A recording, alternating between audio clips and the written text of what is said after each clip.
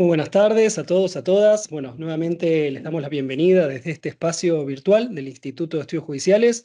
Hoy estamos a punto de compartir este tercer encuentro del seminario sobre ciberdelitos y criptoactivos, que como ustedes recordarán es una actividad de capacitación organizada conjuntamente por el Instituto de Estudios Judiciales a través de su Consejo Departamental de San Isidro y el Colegio de Magistrados y Funcionarios del mismo Departamento Judicial.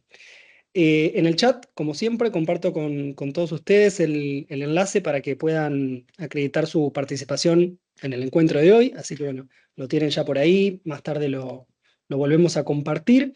Y bueno, recordarles que venimos de una pequeña pausa del curso. La semana pasada no tuvimos encuentro. La semana próxima tampoco lo tenemos el jueves feriado. Así que vamos a estar finalizando esta capacitación el día 8 de mayo. Así que bueno, ahí los esperamos. Posiblemente ahí podamos contar con un poquito más de tiempo para que se pueda generar un espacio de preguntas entre el auditorio y los expositores. Así que bueno, agradeciendo a Sebastián Luján, Denis Barchero y Alejandro Orlandini que están acá. Una vez más, el espacio es todo de ustedes. Gracias, Perfecto. Camilo. Bueno, les doy la bienvenida a todos, a todas. Gracias por estar acá. Es un placer seguir compartiendo este lugar. Lo voy a hacer muy corto porque el tiempo que tenemos hoy es corto y el tema que vamos a tocar es un tema muy particularmente que tiene una cierta complejidad y es el tema de los criptoactivos en las investigaciones penales. Denis Banchero, que es un especialista en trazabilidad de criptoactivos, va a arrancar la exposición y después el doctor Alejandro Musso, que es el fiscal de la Fiscalía de Ciberdelitos, va a continuar. Les quiero brevemente decir esto. El uso de criptoactivos en las investigaciones penales está creciendo todos los días y quizás a la par nosotros tenemos que ir acompañando con una capacitación sobre este tema. Hoy les van a explicar cómo es, por ejemplo, la trazabilidad del dinero fiat al dinero cripto, a los criptoactivos. Vamos a ver también el tema de los secuestros de criptoactivos, qué pasa cuando tenemos que emitir una orden y tenemos que hacernos de esos criptoactivos, dónde están, dónde los vamos a buscar, cómo llegamos a esos criptoactivos. Y después también lo que vamos a ver es una cuestión que es muy novedosa también, todo esto es muy novedoso, pero es la cuestión del decomiso, la entrega a las víctimas de los criptoactivos y tanto Denis como Alejandro van a contar sus experiencias sobre ese tema que es muy reciente y creo que también muy novedosa y es algo, me parece que inédito prácticamente en el país y quizás podría decir en Latinoamérica. Así que bueno, le doy la palabra a Denis para que va a arrancar con un breve repaso de lo que se vio inicialmente, como para que se pongan en el tema de lo que él ya habló en la clase 1 y arranque ya con el tema de esta clase. Así que Denis, te doy la palabra. Bueno, muchas gracias, Seba. Buenas tardes a todos. Sí, la idea es, como estuvo la clase docente en el medio, hacer un breve repaso de lo que habíamos hablado digamos, la blockchain, los criptoactivos en general, y un poco todo lo que fue eso teórico, un poco pesado, pero bueno, hoy ya trajimos casos prácticos como para abordarlo desde una fase un poco más práctica. Voy a compartir mi pantalla. Díganme si se ve. Perfecto. Perfecto. Bueno, de nuevo volviendo un poco a un poco de los conceptos que habíamos visto anteriormente, recordemos que Bitcoin fue la primera blockchain que surgió en el año 2009, a principios de enero de 2009, trayendo digamos, un sistema descentralizado que no estaba controlado bajo ningún gobierno, que tenía ya predefinido cuántas criptomonedas iba a emitir, en el caso de Bitcoin 21 millones, estaba pensado inicialmente como para aceptar pagos persona a persona. No había ninguna entidad que centralice la información, por eso es descentralizado. Obviamente que después esa finalidad de persona a persona después se vio desvirtuada con la aparición de intermediarios, como siempre los hay. En definitiva, después terminan apareciendo, en este caso son los exchanges, de los infinitos tipos que hay, porque están los exchanges más grandes, que son los proveedores de servicios activos virtuales, y después tenemos, obviamente, digamos, personas particulares que también ofrecen estos servicios. Ahí hay una mano levantada. Camila Cafiero, ¿puede ser?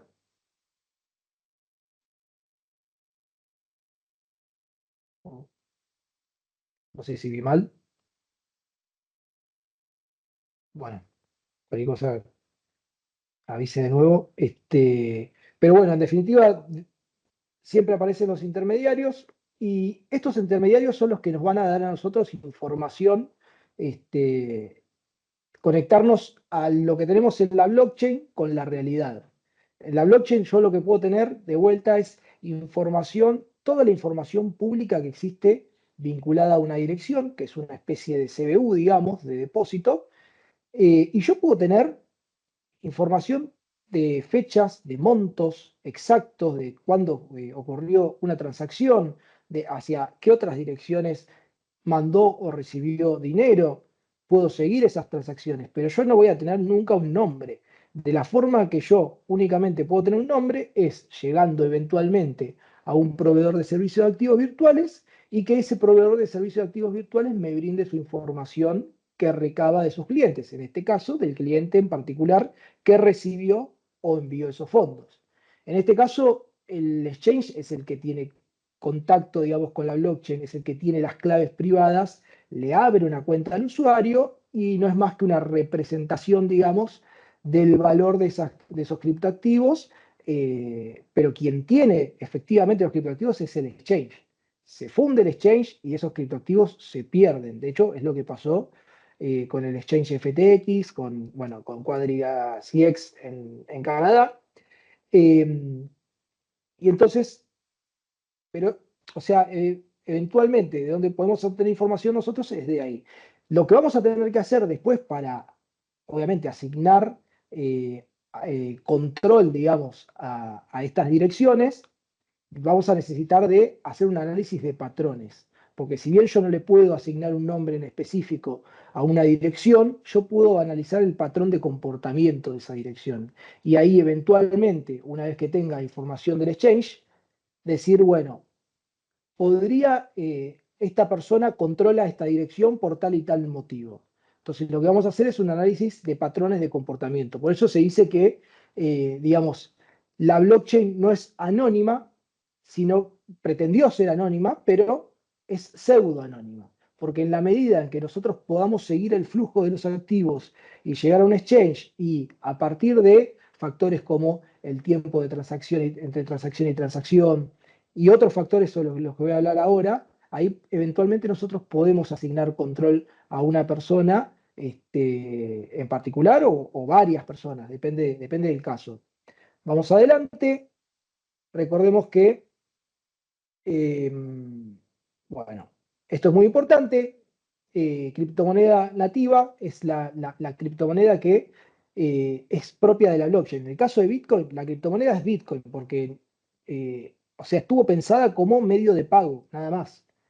Pero ¿qué pasa? Después, cuando surgió Ethereum y surgieron las criptomonedas, digamos, basadas en cuentas, esto es que se resta como una cuenta bancaria y se suma y resta como una cuenta bancaria, la idea que pretendieron, digamos, traer era una idea mucho más, digamos, genérica de usar contratos inteligentes, que cada persona pueda crear su propia criptomoneda, que haya organizaciones descentralizadas. Era una idea mucho más abierta de la Bitcoin que se quedó cerrado en un medio de pago. Están los fundamentalistas de Bitcoin que dicen, no, yo me quedo con Bitcoin porque Bitcoin está definido cuántas criptomonedas va a emitir, no está abierto a otras posibilidades como el caso de Ethereum, Tron y todas las redes que salieron después digamos, a traer sus soluciones, digamos, de activos. Vamos rápido. Últimamente, bueno, ya explicamos lo de la función del hash, qué tipos de billeteras tenemos. Siempre, digamos, las direcciones, las billeteras son las que van a interactuar con la blockchain. Cuando yo hago una transacción desde una billetera de cripto, ese mensaje por el protocolo del tipo de blockchain que se trate va a ser emitido a la red y va a ser digamos, dispersado a la red. Cada uno de los nodos se va a ir contactando con el otro y le va a pasar ese mensaje, entre otros, y van a ir validando esas transacciones. Sí, Ignacio. Ignacio. Ahí abrimos el micrófono, así que puede Ah, participar. Hola, ¿qué tal? Sí, mi oh, pregunta era, en caso de que, como dijiste hace un rato, si se fundía el exchange, perdían las criptomonedas, en sí, el caso de que tengan una billetera virtual, una billetera hardware, digamos, separada, que no estén, las monedas estén alojadas en la billetera, que sí. sea un dispositivo extraño al exchange, ahí no se perdería ninguna criptomoneda. No, si es que vos no perdés las claves privadas.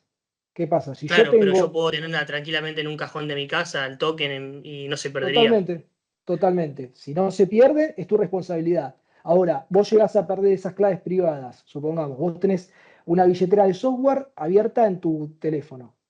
Vos perdés el teléfono, fuiste al cajón de tu casa y no tenés las claves privadas, no hay forma de que recuperes esos activos. No hay forma, no existe. Anotaste mal, ponele que la tenías, pero anotaste mal una palabra o no entendiste la palabra que habías anotado, no hay forma de recuperarlos.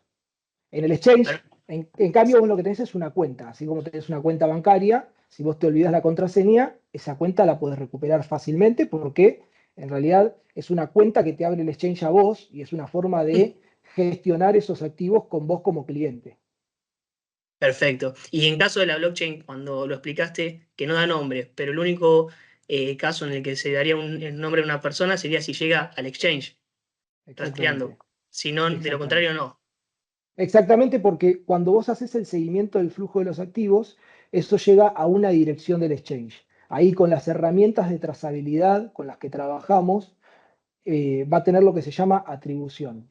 Las direcciones más grandes, digamos, de los exchanges, por ejemplo, de Binance, son conocidas que son de Binance. Entonces, vos cuando llegás, te topás con una dirección que dice Binance, vos ahí inmediatamente tenés que parar la trazabilidad y decir, bueno, Binance, te mando un oficio, informame en esta dirección de depósito, con transacción, este hash de transacción, en esta fecha, con este monto, ¿a qué cliente le asignaste vos estos fondos? Y ahí Binance va a ver sus registros internos y va a decir, ah, mira, te los asigné a fulanito y te va a mandar la información de fulanito. Y ahí vos Perfecto, podés pero seguir la si, información. si esa transacción hubiese ido a una billetera externa como la que estamos viendo ahora, nunca se podría dar con el nombre. No en la medida de que de vuelta vaya a un exchange y ahí vos saques tus Perfecto, ya te conclusiones. entendí. Hay muchas veces que ponen varias direcciones en el medio simplemente para ofuscar, como para confundir. De hecho, yo Claro. me he cruzado con muchas transacciones que van de una a otra, pero es el mismo monto y capaz es un espacio de tiempo de 10 minutos que es claramente para ofuscar, es claramente para confundir al investigador. Entonces esos patrones son los que digo yo que podemos asignar a las direcciones y ahí a partir de ahí nosotros sacar conclusiones. Bueno, hubo 5 saltos de $30.000 o 30.000 USDT, vamos a ponerlo en cripto, de una dirección a otra, después a otra dirección, con un lapso de 10 minutos entre cada transacción. Bueno, evidentemente esas transacciones se hicieron por algo. Dentro de todos los indicios que yo puedo sacar, de todos los patrones que me puedan a mí, digamos, indicar cierto control, cuando llego a una cuenta de un exchange, bueno, puedo decir, y mirá, pasó por tantos lados, es una maniobra ofuscatoria. Pero bueno, volviendo un poco a las Gracias. billeteras que tenemos, no, por favor, volviendo un poco a las billeteras que tenemos siempre de software, de hardware y después las multifirma.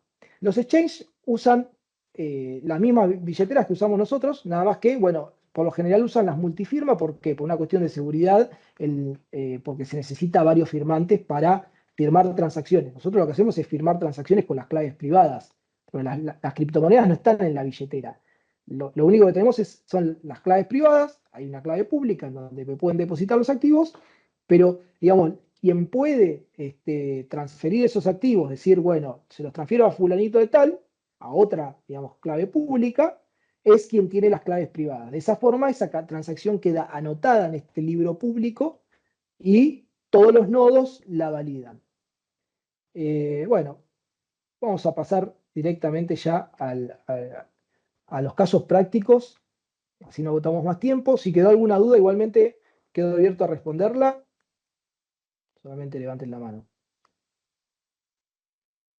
Bueno, traje algunos casos, digamos, de trazabilidad que son, digamos, simples en la trazabilidad, en los cuales tenemos casos en los cuales tenemos la utilización de muchas cuentas mulas y muchas direcciones. Traje algunos de los más simples como para, digamos, que se adecue al tiempo. Este caso es un caso de una compañía británica que estaba operando con una compañía china. Había una tesorera que estaba trabajando en remoto desde acá en Argentina. Esta tesorera estaba en un grupo de WhatsApp con los directivos de la compañía china y lo que estaban haciendo básicamente era la compañía británica intercambiando USDT por dólares.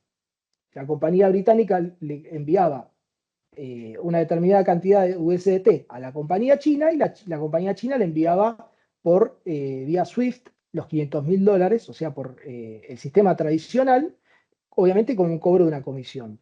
El problema es que esos fondos se desviaron, la tesorera había dicho que había tenido un percance y alguien le habló en un número que no tenía agendado, haciéndose pasar por uno de los directivos, le dijo, sabes que te aceptamos tal comisión, envía los criptoactivos a esta dirección, cuando ellos ya tenían prefijada otra dirección para hacer este negocio.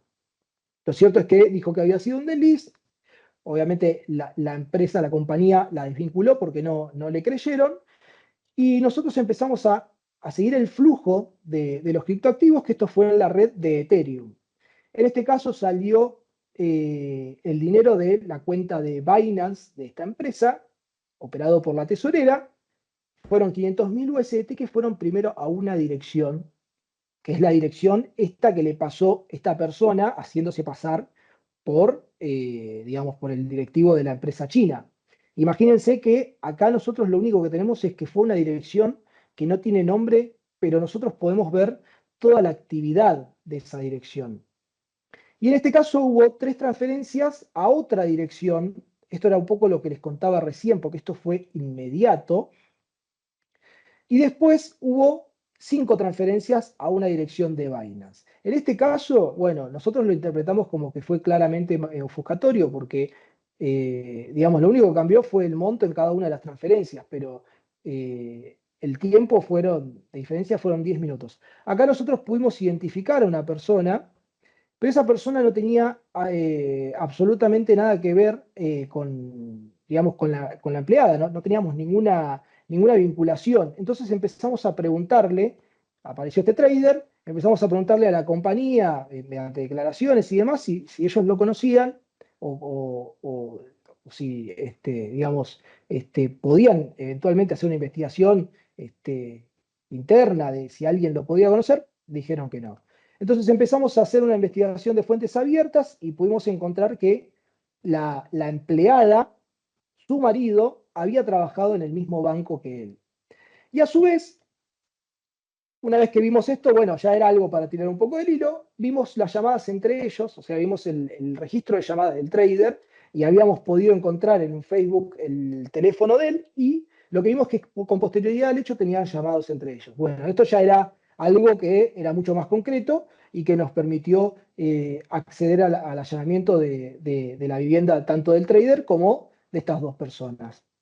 Lo cierto es que en este allanamiento, ahora después lo vamos a hablar bien con el tema del secuestro de cripto, en este allanamiento no hubo secuestro de cripto, pero sí se encontró dinero cambiado. ¿Por qué? ¿Qué pasa? El trader recibía este dinero, recibió $500.000, una parte se lo bloquearon, $150.000 lo bloqueó Binance, eso se devolvió, pero pudo sacar, digamos, la otra parte, que eran algo de $300.000, y cobrando una comisión, obviamente, a esta gente, se los dio en efectivo. Cuando allanamos a esta gente, bueno, estos son los USDT que se habían recuperado de Binance, pero se secuestraron $305.000.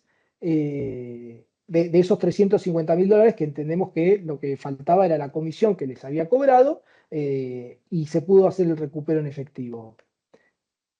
Ahora, ¿qué pasa con lo que estamos viendo ahora con los troyanos? Con los troyanos estamos viendo gran cantidad de casos y en los cuales usan muchas direcciones de cripto para ofuscar los fondos.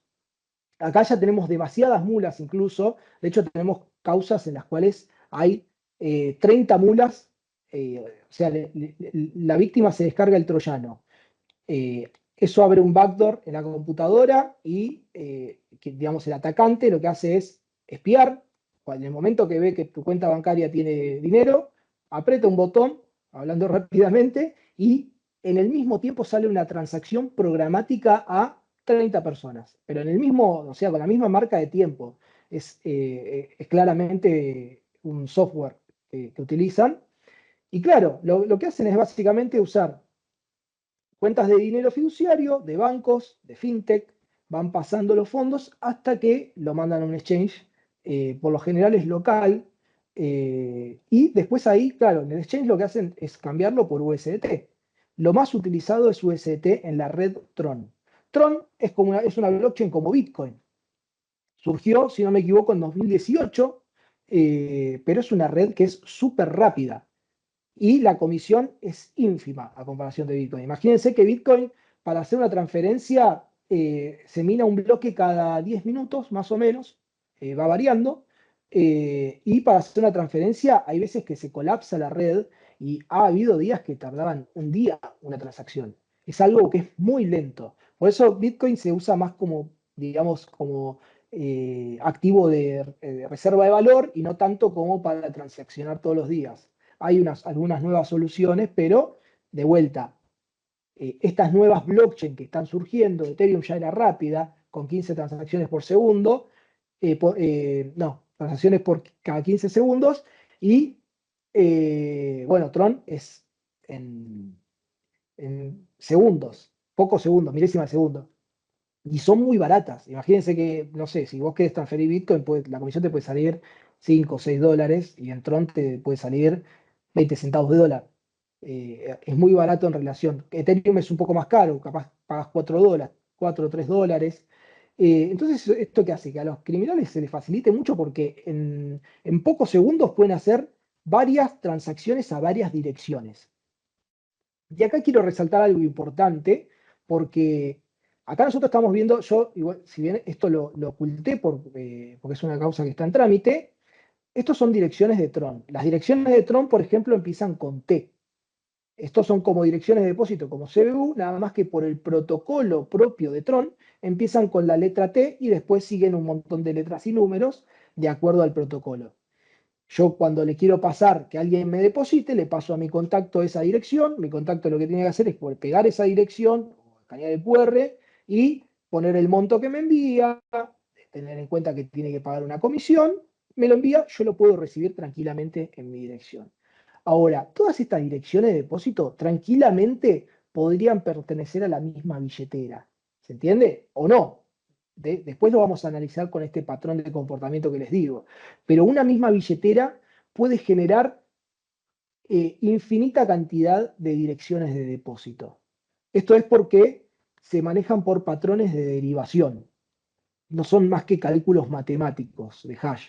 Entonces, por más que yo te pase esta dirección o esta dirección, si yo tengo habilitada la opción en mi billetera, yo puedo ver el saldo de esta dirección y de esta dirección porque va a estar asociado a las mismas claves privadas. ¿Se acuerdan que la primera clase yo les dije que las claves privadas eran como la madre, eran el dios de la billetera, porque de ahí se deriva todo. Para cada blockchain, vos podés derivar direcciones de Tron, derivar direcciones de Ethereum, de Bitcoin, y ahí podés recibir, en el caso de que sea multimoneda, obvio, recibir cripto en Tron, en la red de Ethereum. Obviamente que quien te va a transferir, te tiene que transferir, no errarle a la red, porque ahí se pueden perder los activos. O sea, si yo te quiero transferir Ethereum, Ether, a tu cuenta de Ethereum, y vos me pasás tu dirección de Tron, y yo te transfiero a esa dirección Ethereum, probablemente no me deje, pero si me dejara, eso se perdería para siempre porque no sería validada y los activos quedarían ahí para siempre, digamos, perdidos. Por eso, el hecho de manejarse con cripto requiere un cierto conocimiento técnico de de no pifiarle, porque acá no hay digamos, empresa que te salve, es descentralizado, no hay centro de atención al cliente, absolutamente nada, no hay a quién reclamarle. Bueno, de vuelta, acá nosotros nos encontramos con un montón de direcciones que tranquilamente podrían pertenecer a la misma billetera o a distintas. Eso va a depender del análisis que nosotros vayamos haciendo. En este caso, vemos que siguiendo el flujo, respecto a estas dos mulas, va el dinero a esta dirección, después se pasa a esta otra dirección, después se pasa a esta otra dirección, otra parte se pasa a esta dirección, y así, por ejemplo, acá llegamos a una cuenta de exchange. Acá podemos identificar a una persona. Y siguiendo más o menos por el flujo, por los montos y digamos, por las fechas y a ver en cuánto tiempo demoró en transferir, que puede ser también al otro día o dentro de 2 días, tampoco es que tiene que ser inmediato, eso va a depender del control que hagamos nosotros en ese momento, podría eventualmente asignarlas a esta persona. Pero ¿qué pasa? Yo también lo que puedo ver, recuerden que yo les dije que era muy importante saber que en la blockchain yo para hacer una transacción tengo que pagar una comisión, porque yo estoy usando digamos, el servicio que pone a mi disposición la blockchain, o sea, la fuerza de cómputo de muchas computadoras conectadas en la red, aportando fuerza de cómputo a la red, y obviamente eso tiene un precio, no va a ser gratis. Entonces, yo si quiero recibir dinero, si quiero recibir cripto, yo no voy a pagar la comisión, lo va a pagar quien me las está enviando. Pero si yo quiero sacar esos criptoactivos de mi billetera, sobre todo si tengo el exchange, bueno, me la va a cobrar el exchange y además la comisión de la blockchain. Pero si yo tengo una dirección esta de software, una billetera de software o de hardware, que es las claves privadas están bajo mi control, yo ahí voy a necesitar sí o sí tener criptomoneda nativa, en este caso TRX, que es la criptomoneda de la red Tron, acá vemos TRX, para poder sacar los fondos de la billetera. ¿Por qué? De vuelta, tenemos la criptomoneda nativa, pero tenemos un montón de otros criptoactivos que pueden crear los usuarios. En el caso de USDT, es una empresa privada que creó el smart contract de USDT, el cual se basa de que un USDT es un dólar, tiene una reserva de dólares, en la cual te asegura que por cada USDT va a tener un dólar. Entonces lo que hace es básicamente anotar que fulanito tiene, en este caso recibió $690, se lo resta a este y se lo suma a este. Es un contrato inteligente que es código básicamente de computadora, que lo que hace es eliminar intermediarios, porque imagínense si yo estuviese manejando ese contrato en la cual le tengo que restar a fulanito y le tengo que sumar a sultanito. Ahí en el medio me podría equivocar, podría incluso haber acciones de mala fe, por eso de vuelta las blockchains surgieron porque no creían en los intermediarios. Esto es una máquina que si se dan las condiciones lo va a ejecutar y no va a haber otra que ejecutarlo, salvo que haya alguna vulnerabilidad. Pero el principio, la idea es que se ejecute esta transacción porque se lo está ordenando fulanito y el contrato, cumplidas las condiciones, va a ejecutar. De vuelta, es muy importante fijarse porque acá en este caso esto es una cuenta de un exchange también que se puede identificar a una persona que está insertando criptomoneda nativa, TRX. Esto me da la pauta, perdón, de que está insertando moneda nativa, sobre todo cuando son montos chicos, que esto pueden ser $40, no me acuerdo ahora cuando está el TRX, creo que son 20 centavos de dólar, pero o deben ser $60, pero cuando son montos chicos, más todavía me dan la pauta de que es para pagar las comisiones. En este caso recibió, por ejemplo, 690 USDT, hagamos de cuenta que esta no lo recibió, acá esta dirección tenía 690 USDT. Para poder sacarlos de ahí va a necesitar pagar una comisión, porque de otra forma no hay forma de sacarlo. Entonces va a tener que inyectar TRX y ahí es cuando se equivocan.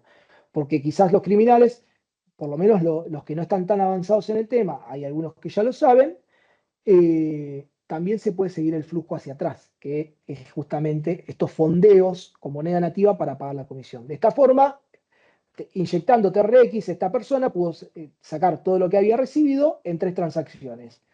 Y ahí vemos las fechas, ¿no? Pero ¿qué pasa si yo veo todas estas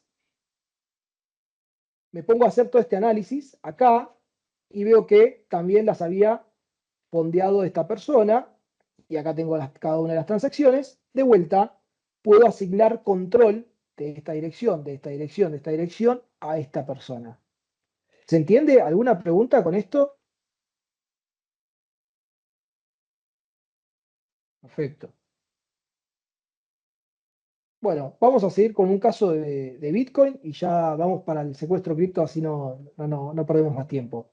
Este es un caso que había sido en 2020, la víctima denunció tarde, pero en la trazabilidad no fue tan complicado porque básicamente lo que se hizo fue una transacción que salió de la víctima, de su cuenta de Binance, salieron 5 bitcoins a la dirección del estafador. El estafador básicamente fue una estafa de inversión, le dijo que era un inversor de cripto que tenía 150.000 bitcoins en China y bueno, le hizo creer una serie de cuestiones con inversiones, que le iba a dar un porcentaje irrisorio mensualmente. Y lo que hizo fue básicamente una transacción. Después, obviamente, por información que aportó la víctima, se lo pudo individualizar. Pero ¿qué pasa? Después mandó esos mismos 5 bitcoins inmediatamente. Esto fue con diferencia de 10 minutos. O sea, esto estaba ya prefijado, evidentemente, porque o sea, no tardó ni 5 minutos en mandar la transacción. A la cuenta de Binance de una persona de nacionalidad china, que entendemos que era la persona que ya estaba avisada quizás de que iba a recibir un depósito y que eventualmente le iba a cambiar esos criptoactivos por dinero fiduciario. ¿Qué pasa? Nosotros cuando vimos la cuenta de esta persona, pudimos también identificar al marido y nos encontramos con una realidad que era increíble en cuanto a flujo transaccional.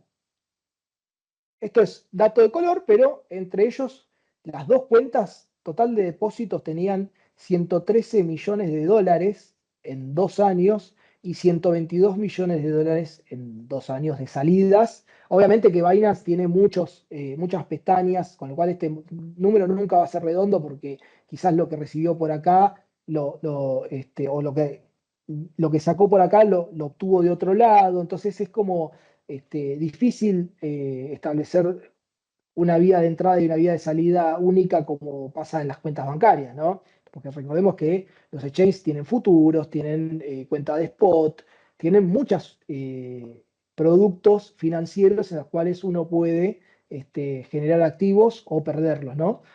Pero bueno, nosotros teníamos todo ese panorama, fuimos a allanar a esta persona de nacionalidad china y nos encontramos con una bomba con 53 papeles con frases semillas, o sea, 53 billeteras que tuvimos que recuperar en el acto. Ese soy yo, estuve 7 horas recuperando las billeteras, se pudieron acceder a todas las billeteras y se pudo secuestrar, esto fue alrededor de $800.000, más o menos, en criptoactivos.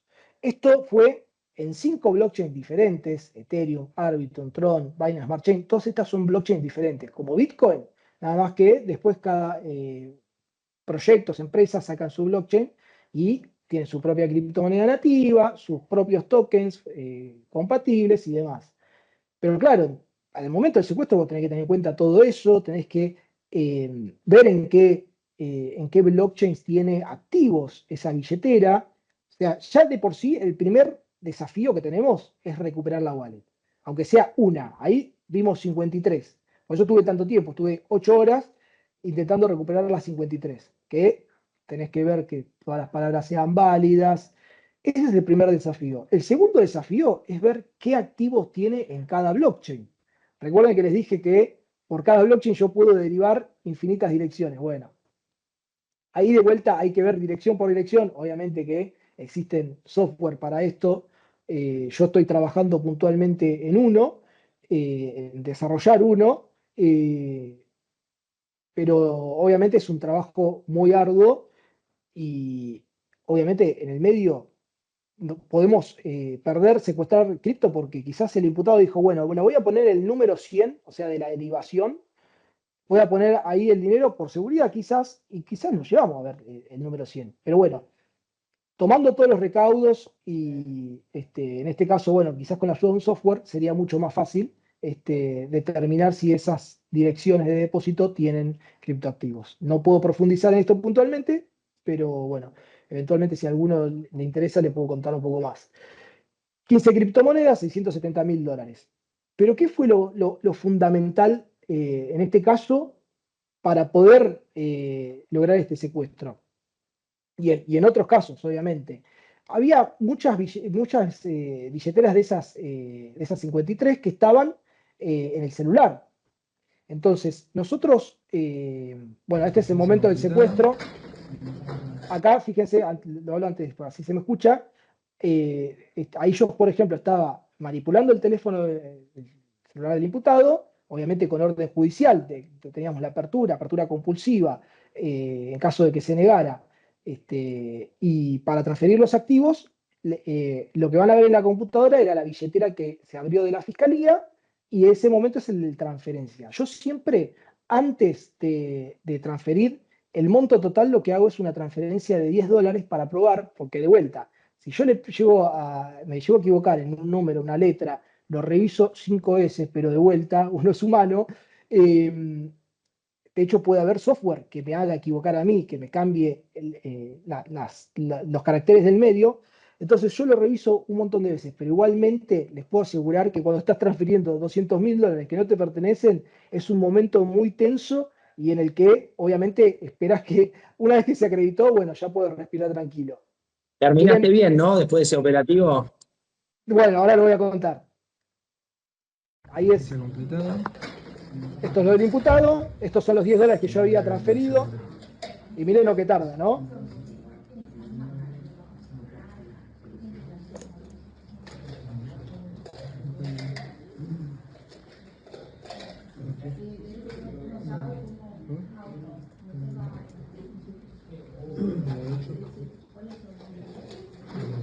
Ahí estamos.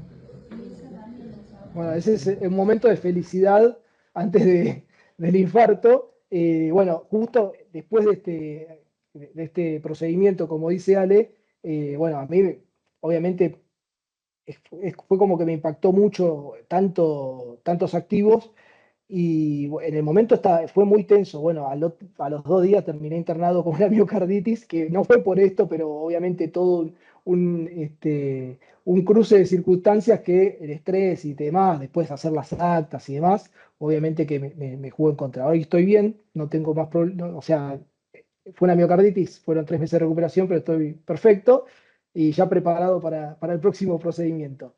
Pero bueno, nosotros creemos que justamente para lograr el éxito es fundamental acceder a los dispositivos, porque hoy en día un imputado puede tener dentro de su teléfono celular una billetera con esta cantidad de activos. Por ejemplo, puede tener $3 millones, básicamente, lo que sea, porque en realidad no están en el celular, están en la blockchain, lo que tiene son las claves privadas. Entonces, además de buscar papeles con anotaciones, con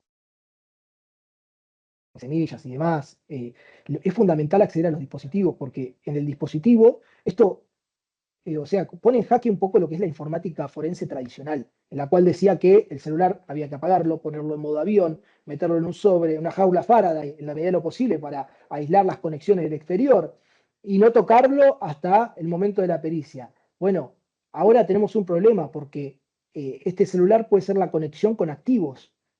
Entonces, si yo lo pongo en la jaula Faraday y otra persona por fuera del allanamiento tiene las claves privadas, básicamente lo que puede hacer es transferencia de los fondos y esos fondos no se incautaron. Entonces, es fundamental en el momento acceder a los dispositivos y en el caso de que bueno, máximo, ahora con las opciones de Apple, creo que es, no, Google, que bueno, dentro de poco van a sacar una configuración que el dispositivo se bloquea si no se usa por una cierta cantidad de días. Entonces, ¿qué pasa? Yo si no accedo al teléfono en el momento, salí del allanamiento, me fui al laboratorio y capaz esos activos ya se transfirieron por fuera de la billetera. Entonces, lo que hicimos fue básicamente como una serie de pasos, generar una billetera controlada por la agencia. Esto es fundamental. Yo no puedo llevarme el teléfono del imputado y decir, bueno, o la billetera con frases semillas y decir, bueno, acá había tantos activos, listo, lo guardo en un sobre y listo. ¿Por qué? Porque de vuelta, quien controla esas frases privadas, controla sus activos. Hay una frase que se llama not your seeds, not your coins. Básicamente, quien tiene esas claves privadas puede transferir, puede firmar transacciones. La recupera y listo. Esos activos se transfirieron. Entonces, hay que generar una billetera controlada por la fiscalía o la agencia, en este caso somos nosotros, pero si es una fuerza de seguridad, la fuerza de seguridad o el juzgado, quien sea, y hay que transferir los activos sabiendo que obviamente vos vas a tener que pagar una comisión, dejando constancia de la comisión que pagas por la red, no hay problema con eso. Después, búsqueda de wallets en dispositivos, además de la búsqueda que uno puede hacer de claves privadas y demás, generar dirección perdón, de depósito para los primeros intervinientes. En este caso, el primer interviniente era yo, con lo cual yo generaba las propias direcciones de depósito, verificar transacción, dejar constancia y ahí recién asegurar la evidencia digital. Esto es fundamental y esto ya está previsto en una guía de Interpol del año 2023. Esta guía salió 2 o 3 meses del primer procedimiento de secuestro de cripto que hicimos, que fue en junio 2023, y salió, bueno, diciendo ya más o menos todo lo que nosotros sosteníamos acá. Este año salió un protocolo del Ministerio de Seguridad, de la Fuerza de Seguridad hecho por Gendarmería, Policía Federal, y bueno, las fuerzas federales, digamos, en donde también prevé que es fundamental acceder a los dispositivos para secuestrar cripto, porque ahora vos no tenés solo evidencia digital. Obviamente depende del perfil de la causa, ¿no? Si yo estoy investigando una causa que estafaron con cripto o que, no sé, una causa de lavado de dinero, que están lavando dinero con cripto, obviamente me va a interesar las cripto. Si no tiene nada que ver, bueno, no sé, habrá que verlo en el caso puntual. Pero, digamos, esto ya prevé todo este tipo de procedimientos en los cuales es fundamental abrir los dispositivos y verificar. Incluso la guía de Interpol lo que sostiene es que no hay que ni siquiera desconectar el dispositivo de Internet. ¿Por qué? Porque si nosotros estamos secuestrando criptoactivos de un exchange, ese exchange tiene doble factor. Entonces, probablemente nos va a enviar códigos al mail y al, digamos, o por teléfono, por abonados telefónicos, al teléfono del imputado. Entonces, obviamente, eso hay que preverlo en la resolución, o sea, hay que pedirlo al juez, si lo ordena, que se tienen que recibir códigos para poder utilizar y sacar los activos. Pero la guía de Interpol ya lo prevé, dice que ya no es una buena práctica desconectar el teléfono de Internet. Una vez que vos secuestraste los criptoactivos, obviamente sí, bueno, dependerá después el caso de la nube y demás de cómo obtenés esa información, pero una vez que secuestraste los criptoactivos, ahí sí, recién lo desconectás de Internet, jaula Faraday, y ahí todo el procedimiento, digamos, clásico. ¿Alguna pregunta hasta acá? Quizás voy un poco rápido, pero me corre el tiempo. No tengo ningún problema en volver sobre algo, así que díganmelo. Bueno, tengo otro caso, un caso de trazabilidad, digamos, y esto ya es quizás un poco mezclando OSINT con cripto. En este caso, por ejemplo, tenemos una investigación de Telegram, de un grupo, una organización que lo que hacía era vender cuentas mulas. Y lo que nosotros encontramos en ese Telegram eran comprobantes de transacciones de la blockchain, en los cuales estaban blureados datos como puede ser el hash de transacción, de qué dirección a qué dirección se envió, que inmediatamente no nos permiten hacer una búsqueda en la blockchain eventualmente y ver esa transacción y seguir los fondos. Sino lo que nosotros teníamos era simplemente estos datos, que teníamos un número de bloque. Recordemos que las blockchains justamente son bloques que se generan con varias transacciones, están hasheados esos bloques, y depende de cómo funcione el blockchain, se generan por validadores o por mineros, en el caso de Bitcoin. En este caso teníamos el bloque donde estaba la transacción. No sabemos qué blockchain es, pero sí sabemos el timestamp, o sea, la fecha y hora en la cual se produjo esa transacción. Y esto a mí ya es información que a mí me sirve para individualizar una blockchain en particular. Después el bloque ya lo tengo. Entonces lo que hicimos fue básicamente buscar este bloque en, digamos, en las blockchains que por estética se parecían a este comprobante, digamos. Esto ya a mí, yo porque ya conozco de la Ethereum Virtual Machine, ya me daba la pauta de que era una de las blockchains que conforman la Ethereum Virtual Machine. La Ethereum Virtual Machine es una computadora grande integrada por computadoras que lo que hace es ejecutar contratos inteligentes. Estos programas que, depende de la utilidad, lo programan las personas, los particulares, los implementan, pagan un fee por ese programa, pero básicamente corre, el programa corre, o sea, no, corre me refiero, se ejecuta, así como se ejecuta un programa en mi computadora. La fuerza de cómputo la obtiene de todo el resultado de esas computadoras que le dan fuerza de cómputo a ese programa para que se ejecute. Ese programa se ejecuta cuando una dirección interactúa con él y le paga un fee a la blockchain para poder interactuar con él. Bueno, no sé por qué me fui con esto, pero bueno, claro, la Ethereum Virtual Machine. En este caso yo pude filtrar qué blockchain era de la Ethereum Virtual Machine y pude identificar el bloque. Ahí una vez que yo identifiqué el bloque, ya está. Era identificar el monto, qué transacción tuvo este monto. Afortunadamente era una sola que tuvo este monto, que eran 150. Acá yo veo el símbolo ya, que esto es USDT en Binance Smart Chain. Y yo ahí pude reducir un universo de que no sabía qué blockchain era, sabía solamente el bloque.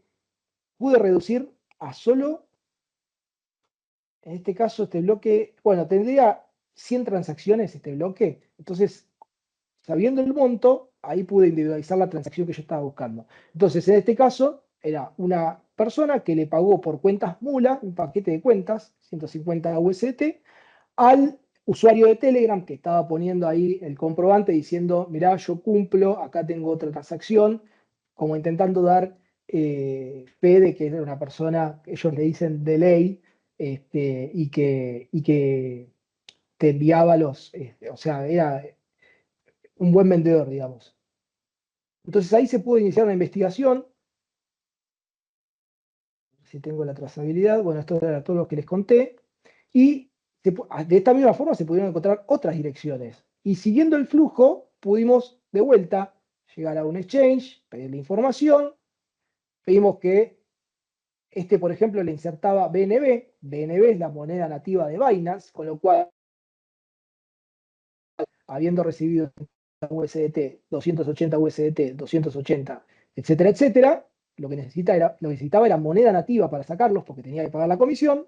Entonces, de su exchange le insertó BNB y acá queda evidenciado cómo esta persona controla esta dirección, porque no hay otra explicación posible, salvo que él venga con una explicación y me la pruebe. En principio, es un patrón que yo uso mucho porque me da la pauta del control de esa dirección. Bueno, después siguió su camino hacia otras direcciones y salió de vuelta. Esto ya es como ya el cierre definitivo. Sigo los flujos, van a otras direcciones, después confluyen en una cuenta de Binance, que es de la misma persona que acá había pagado la comisión. Listo, ya está, me cierra por todos lados. Esta es controlada por fulanito Pérez. Esta también y esta también. Porque después confluyen el flujo en su misma cuenta y además, acá, en este paso previo, ya había pagado BNB. ¿Se entiende alguna pregunta respecto de esto? Que puede ser quizás un poco complejo. Te consulto, ¿quiénes serían las Sí. mulas en el gráfico? Perdón, que por ahí me perdí un poco. Sí, perdón. No, el caso, en definitiva, acá yo tengo la persona que compra y esta es la persona que vende. Lo que vende son paquetes de mulas. En definitiva, acá no hay cuentas mula, sino que era un criminal, o bueno, en definitiva, comprar cuentas mulas no es un delito per se, pero después para la utilización sí va a tener que ser utilizada para algo criminal. Entonces, quien compra esas cuentas mulas está de un lado y quien las vende está del otro. Después esta persona que compró este paquete de cuentas mulas, que después se lo pasará, no sé, supongo por Telegram, los datos, le pasará las credenciales de acceso a esas cuentas mulas. Bueno, después esta persona que controla esta billetera va a decir, bueno, necesito hacer una estafa, necesito una cuenta por la cual pasar dinero, bueno, la envío a la cuenta de mula esta que tengo el acceso y después lo diversifico. Entonces, en este caso las mulas juegan ese rol, digamos, ¿no? Son un mero, una cosa de intercambio, digamos. Sí, serían un pasamano. Claro, es el valor o sea, es el activo que se está comerciando. Entonces, lo que vemos acá es el pago de quien está comprando el paquete de cuentas mula y quien lo está recibiendo. Y quien lo recibe ofusca estos fondos pensando que se puede ocultar porque la blockchain es anónima, pero como les dije, es pseudo anónima. Analizando patrones, yo le puedo fácilmente, acá está muy claro cómo esta persona de su cuenta de Binance inserta criptomoneda nativa, en este caso BNB, para poder sacar este flujo de fondos a estas tres direcciones y cómo después encima ese mismo flujo confluye en su misma cuenta de Binance. O sea, este y este son la misma persona. Entonces, estos patrones son los que a mí me ayudan a asignar comportamiento a direcciones de criptomonedas. ¿Alguna pregunta más? Vuelvo un poco a lo que es el secuestro de cripto, que quizás nos tocaría tocar un poco el tema de lo que es la devolución de los activos. Nosotros el primer secuestro de cripto lo hicimos en junio de 2023.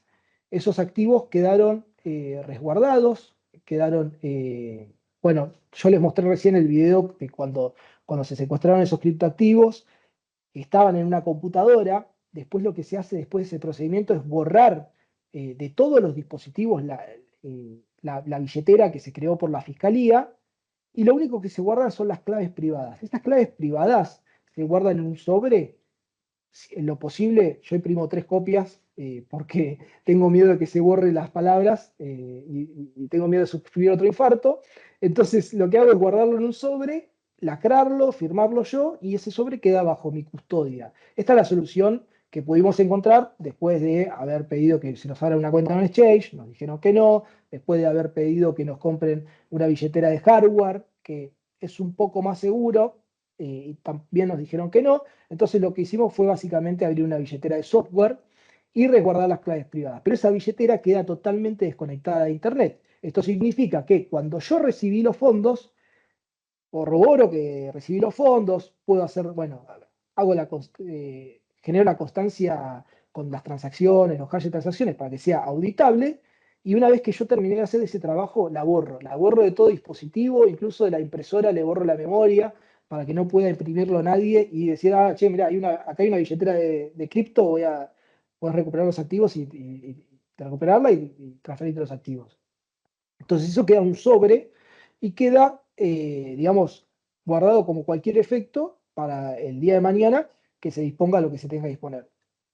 Si se devuelve el imputado, se le da a la víctima o lo que sea la suerte de esos activos. En este caso, lo que se hizo fue, bueno, el imputado acordó que dejaba esos activos para la víctima como una especie de resarcimiento. Entonces, el juez ordenó que se le devuelvan a la víctima. Lo que se hizo fue abrir de nuevo el sobre, recuperar esa billetera. Bueno, en este caso la víctima no usaba cripto, la víctima quería pesos. Entonces, lo que hicimos fue darle asistencia a través de un exchange que eligió él, que tenía, bueno, en este caso era Lemon. Vino la gente de Lemon, le dio asistencia obviamente para que se pueda hacer todo de una forma más rápida y no sacarle mayor tiempo a la víctima ni rogarle mayores molestias. Entonces se hizo un acta en la cual se abrió de vuelta las claves privadas. Es de vuelta un momento tenso porque uno siempre queda la duda de si me equivoqué en esto, pero bueno, obviamente con todo el control que yo le imprimo al trámite y demás, sería mucha mala suerte, pero bueno, de vuelta, no es un momento fácil. Se pudo recuperar y en este caso se hizo las transferencias a la cuenta del exchange de la víctima y dato de color, la víctima era un señor mayor y dijo, bueno, yo igual me quiero quedar con Bitcoin, porque había uno del exchange que había dicho que el Bitcoin estaba subiendo un montón como reserva de valor, entonces dijo, bueno, me voy a quedar con Bitcoin. Y se quedó con los Bitcoin nomás. Así que, pero bueno, como hay una discusión en cuanto a cómo gestionas esos activos. Nosotros lo que hicimos básicamente fue dejarlo en la misma especie en que lo secuestramos. Nosotros habíamos secuestrado Bitcoin, habíamos secuestrado Cardano y un poco de otras criptomonedas. Pero nosotros lo dejamos en la misma especie, no es que lo cambiamos, tampoco teníamos forma de cambiarlo, porque la verdad es que como no nos abrieron una billetera institucional en un exchange, no podemos cambiarlo, no hay forma.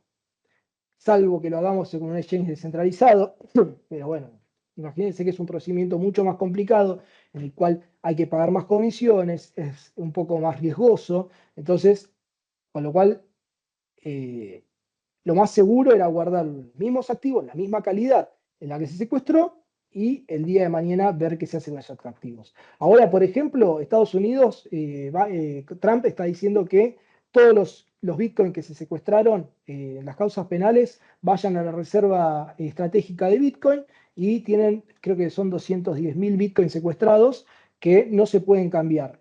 Ellos antes creo que los cambiaban. Pero bueno, la discusión siempre era el tema del valor. Porque si yo te secuestro un Bitcoin, hoy vale 20 y lo cambié a dólares y el día de mañana vale 80, bueno, tuve una pérdida de valor. Pero bueno, es una discusión que se sigue dando. Nosotros optamos también forzosamente, porque tampoco tenemos otra opción, por guardarlo en la misma especie. Eventualmente, si sube o baja el valor, es una cuestión que ya nos excede a nosotros y entendemos que no tenemos que operar de traders, sino simplemente de resguardar los activos. Y bueno, de vuelta, las criptomonedas son muy volátiles. Bitcoin a la cabeza y después las otras mucho más. Las altcoins son todas criptomonedas que no son Bitcoin. Y ni hablar las meme coins, ¿no? Ahí ya hay demasiada volatilidad. ¿Alguna pregunta hasta acá? ¿Nada? Creo que hablé tan rápido que terminé antes. Así que si quieren volver sobre un tema, no tengo ningún problema. Ale, ¿vos algo que quieras agregar? No sé si estás por ahí. Hola, Sí, estoy Denis, acá ¿cómo andas? escuchando atentamente. Sí, ahí la pregunta, adelante. ¿Cómo andas, Marisa, Denis? ¿cómo andás? Marisa? Escúchame, tengo una consulta. ¿Cómo es el decomiso? ¿Cómo se decomisan las criptos un organismo estatal? Un organismo estatal, ¿cómo decomisa las criptos? Bueno, Sí. depende de qué organismo estatal estemos hablando, ¿no? Nosotros lo que hacemos es básicamente por orden del juez. Ujú. Vos te conozco y estás en la UIF, me hablas de la UIF, Claro, ¿no? si es en el marco de una causa, ¿cómo se hace? Porque así como ustedes no pueden abrir la billetera, los organismos Sí, tampoco. claro. Bueno, y ahí tenés un tema, porque también depende de la regulación, cómo vaya acompañando un poco el desarrollo de este tema, ¿no? Actualmente, por ejemplo, los bancos no aceptan cripto, pero yo creo que eventualmente en un futuro las van a aceptar y que ahí quizás se va a poder hacer intercambio. De vuelta, sería necesario, ahí depende de lo que decida el organismo, si Claro, tiene ok. billeteras descentralizadas o si por el contrario, no sé, en este caso tiene un decomiso, tiene activos secuestrados o incautados que quiere decomisar Mm. y bueno, quedará en las opciones que le dé el exchange, si es que está en un exchange, o bueno, no sé si el organismo va a secuestrar como lo hacemos nosotros, desde la billetera del imputado, porque nosotros lo que hacemos es básicamente tener una orden de allanamiento, ir a entrar a la casa, abrir el Claro, sí, celular eso es y diferente. hacernos. Es el único caso en el cual se me ocurre que se pueda dar esa situación. Después, organismos públicos entiendo que van a hablar ya de cuentas de exchange. Y en ese caso, bueno, hay que ver qué facilidades le da el mismo exchange para convertir esos activos a Claro, el dinero exchange no te da fiduciario. información. No te, Claro, bueno, te- depende del no te exchange. quiere darte, te exige billetera. Claro, y es de vuelta, es un tema complejo porque es muy nuevo y Sí. quizás hay algo, y nada, no hay poca regulación por el momento sobre qué se hace en esas situaciones, nula regulación, porque, bueno, de vuelta necesitarías quizás un banco que te acepte esos activos y Claro. te lo cambie a dinero fiduciario o, bueno, que el propio organismo tenga una billetera y los administre de la billetera. Mm. Bueno, gracias. No, por favor. ¿Alguna pregunta más?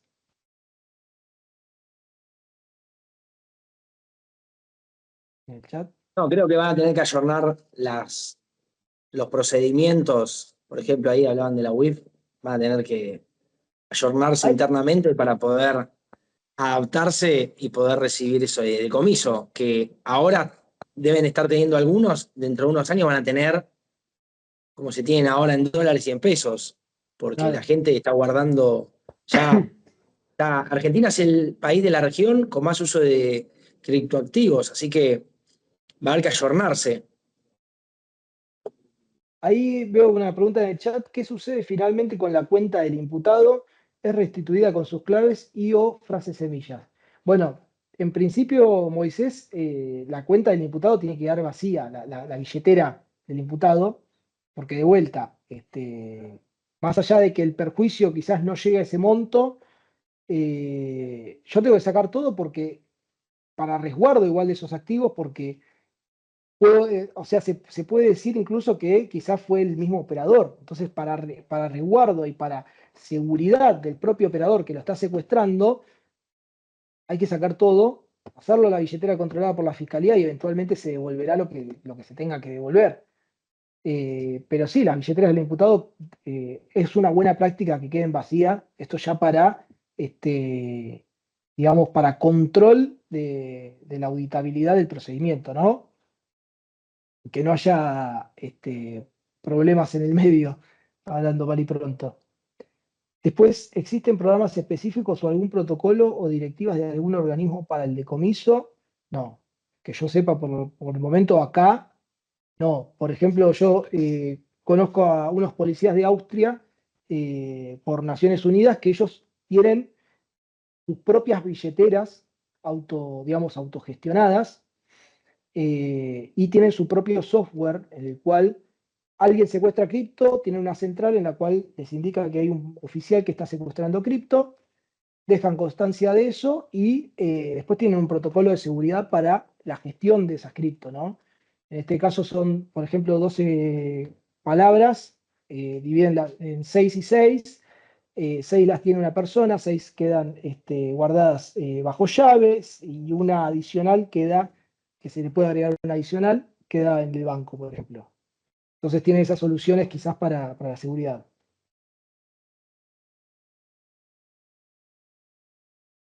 Ni siquiera directivas de algún ministerio a nivel nacional.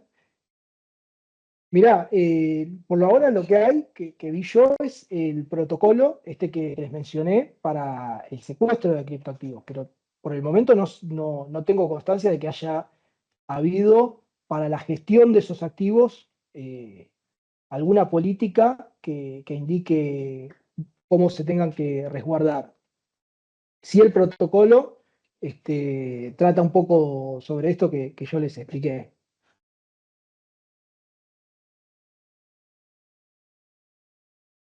Bueno, si no hay ninguna pregunta más, vamos cerrando. Así que si jurisprudencia, Hola, jurisprudencia, sí, hola Denis, ¿qué tal? Te saluda Ángel de Perú. ¿cómo va, Ángel?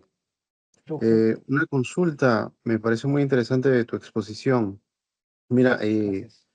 para nosotros ha sido muy novedoso el tema de las criptos, ¿no? Te soy sincero, aquí todavía estamos en pañales, ¿no? Y la experiencia que ustedes nos vienen aportando desde Argentina es muy provechoso para nosotros. Te quería consultar, bueno, dos puntos. Me perdí los primeros 10 minutos de la sesión, discúlpame. Te quería consultar en el tema del conocimiento que tú tienes. Por ejemplo, veía el video en el cual tú estás aplicando la incautación tecnológica, entiendo yo, a través de una billetera.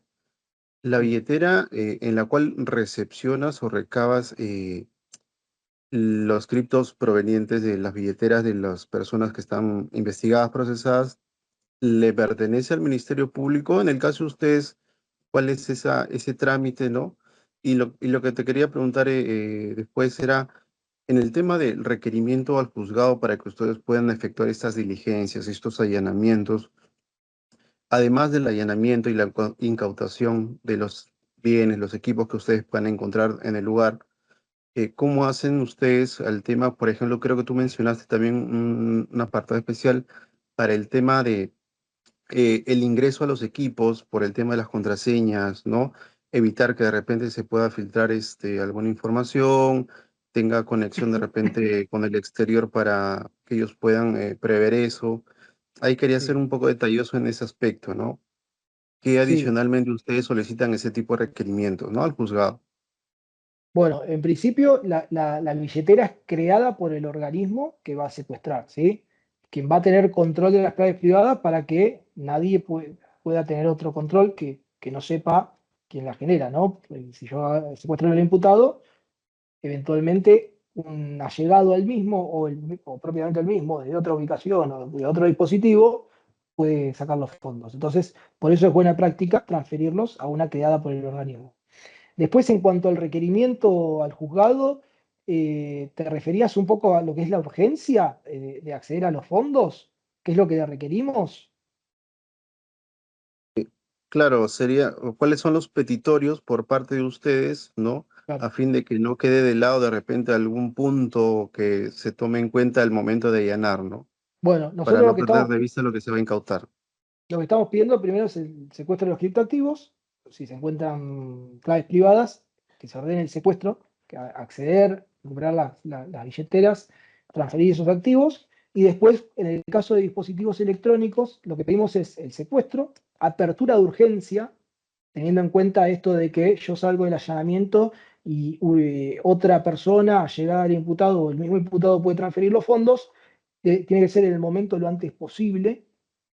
Entonces, con lo cual le pedimos apertura de urgencia. Y además, en el caso de que tenga, digamos, bloqueo, digamos, le pedimos apertura compulsiva.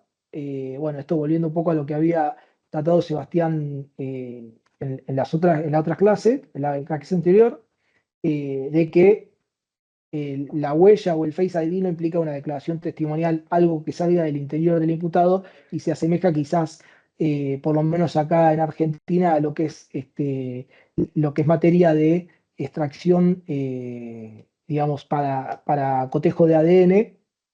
Entonces, de forma compulsiva se puede proceder a extraer la huella o el Face ID y desbloquear de forma compulsiva el dispositivo electrónico para que de esta forma me pueda permitir acceder a ver si hay billetera, si hay cuenta de exchange y después ahí viene el desafío de acceder a la billetera, de ver si hay activos en cada una de las direcciones de depósito y todo lo que sigue. Pero fundamental pedir secuestro, apertura y que esa apertura sea compulsiva, porque si no, es muy difícil que no fracase el procedimiento si el imputado tenía los activos en el teléfono. Porque vas a ir después al laboratorio, en el mejor de los casos, un mes después, ponerle que vas en 5 días, bueno, quizás te fuiste del allanamiento y esos activos ya no están más disponibles del teléfono.